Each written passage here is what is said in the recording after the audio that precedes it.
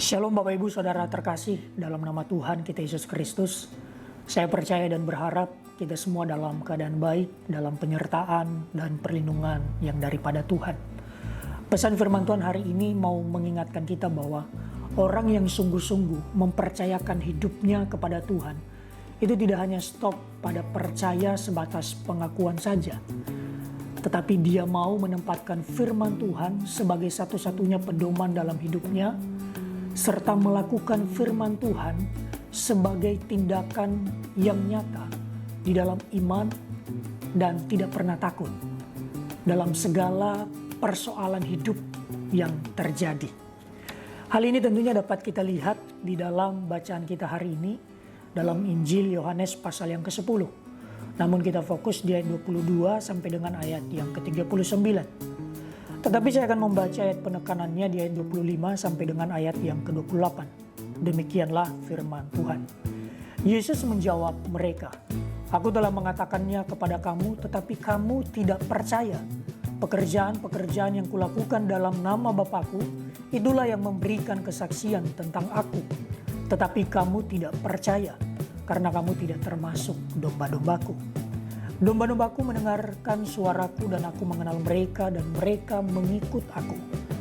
Dan aku memberikan hidup yang kekal kepada mereka dan mereka pasti tidak akan binasa sampai selama-lamanya. Dan seorang pun tidak akan merebut mereka dari tanganku."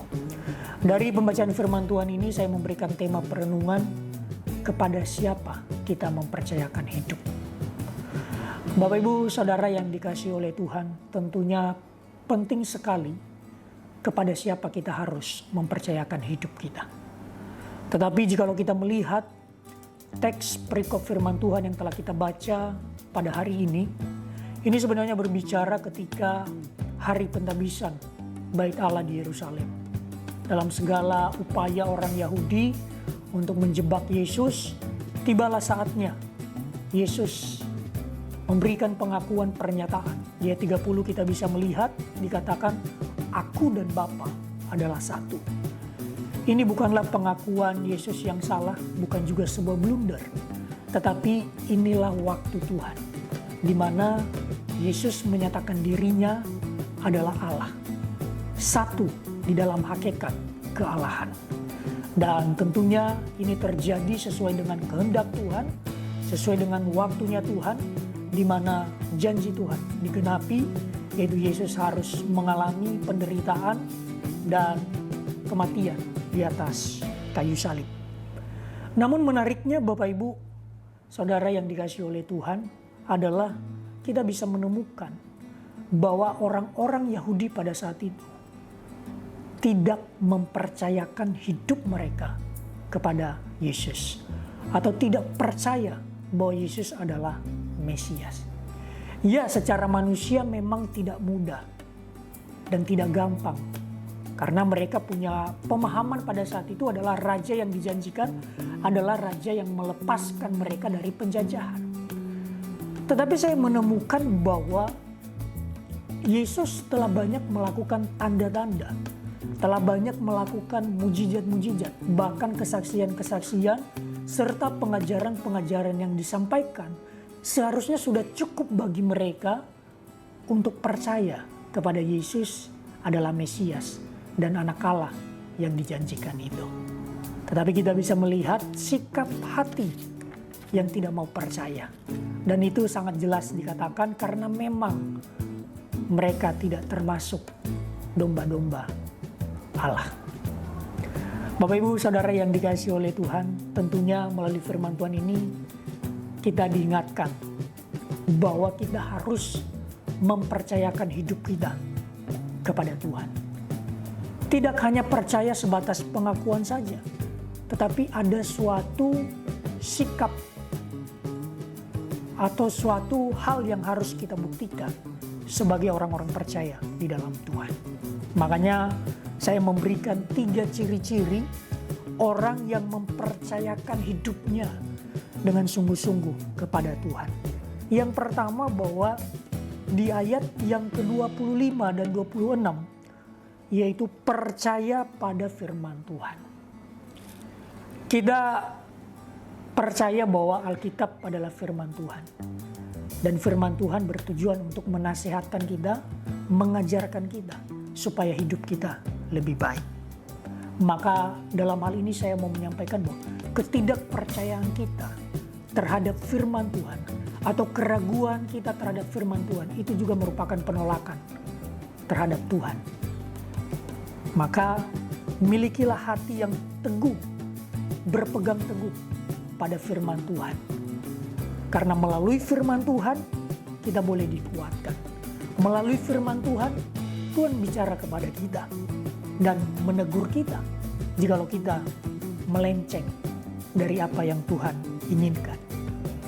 Mari kita bersama-sama untuk memiliki hati yang tetap berpegang teguh, percaya pada firman Tuhan, mau menempatkan firman Tuhan sebagai pedoman satu-satunya di dalam kehidupan kita sebagai orang percaya kepada Tuhan. Yang kedua, bahwa di ayat yang ke-27 dikatakan domba-dombaku mendengarkan suaraku. Poin yang kedua yaitu taat melakukan firman Tuhan. Mendengar bukan hanya sebatas mendengar saja, tetapi mendengar lalu meresponinya, lalu melakukannya di dalam kehidupan kita sebagai orang percaya. Ya.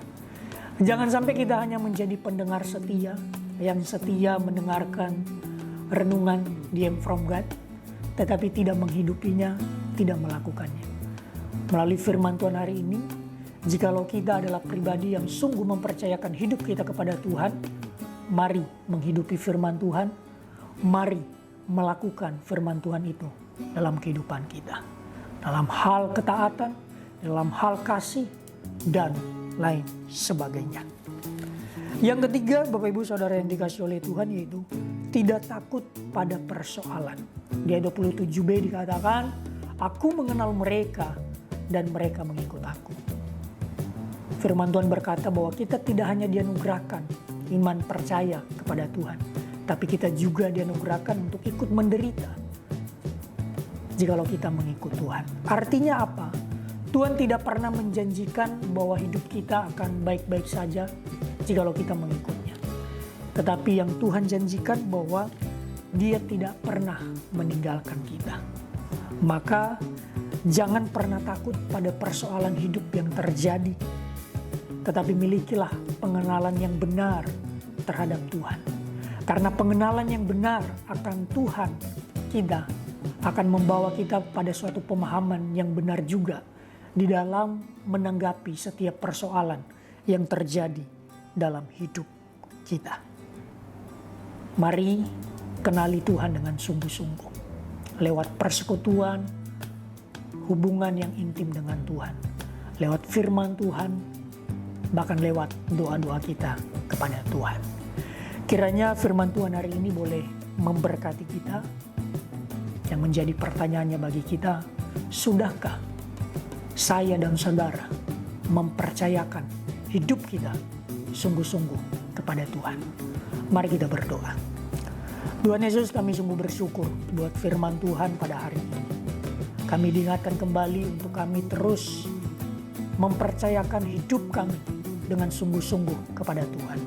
Tidak hanya percaya sebatas pengakuan saja Bapa, tetapi kami senantiasa boleh meneguhkan hati kami pada firman Tuhan yang senantiasa boleh menjadi pedoman dalam hidup kami sebagai anak-anak Tuhan. Dan tidak hanya itu Bapa, kami juga berusaha untuk taat melakukan firman Tuhan sebagai bukti yang nyata dalam iman kami kepada Tuhan. Dan jikalau juga nanti kami mengalami persoalan dalam hidup, kami tidak takut, sebab kami punya Tuhan yang senantiasa menolong kami dalam segala persoalan hidup ini Bapa. Terima kasih Bapa, biarlah firman Tuhan hari ini boleh meneguhkan, menguatkan kami. Dalam nama Tuhan Yesus kami berdoa. Amin. Shalom.